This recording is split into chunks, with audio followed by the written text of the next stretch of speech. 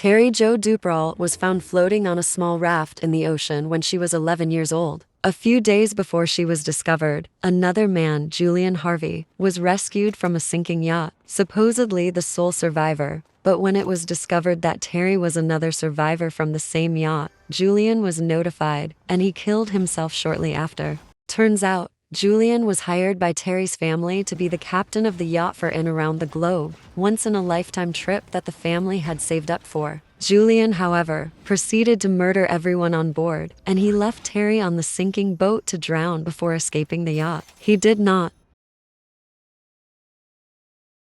The Satanic Versus murder is one I just looked up while searching for true crime stories from Japan. On July 12, 1991, scholar Hitoshi Igarashi was found dead in his office at the University of Tsukuba after he'd translated the novel The Satanic Verses into Japanese.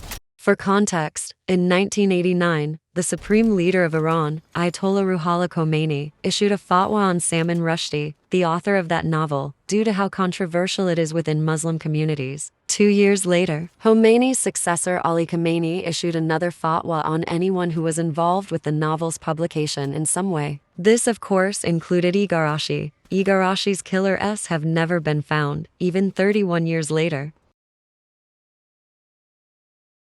Maybe it's well known in Australia, but in the States, you barely hear about it. The basic gist is that the body of an unidentified man was found on December 1, 1948, at Somerton Beach near Adelaide, South Australia. He had nothing in his pockets, aside from a scrap of paper from the book, The Rubaiyat of Omar Khayyam, and the phrase roughly translated to, is over. The police found the book from which the message was torn, and there was a coded message in it. To this day, the message has not been decoded, but there are rumors that he may have been identified. Recent DNA analysis suggests he was a man named Carl Charles Webb, and his mysterious scraps of paper are thought to be from poetry books, some of which were his own poems, although there's still a lot of mystery surrounding his death. He had an RV that he turned into a torture wagon. He would abduct women with the help of a female accomplice and play this seriously demented recording where he would lay out every horrible thing he was going to do to them. You can find the transcript online, and it's absolutely terrifying. It's probably the most horrible thing I've ever read. He died in jail before the trial could really take off, and the victims never got justice. That guy was a true demon. Ya gotta hope there's a hell so he can boil, fry, and grill.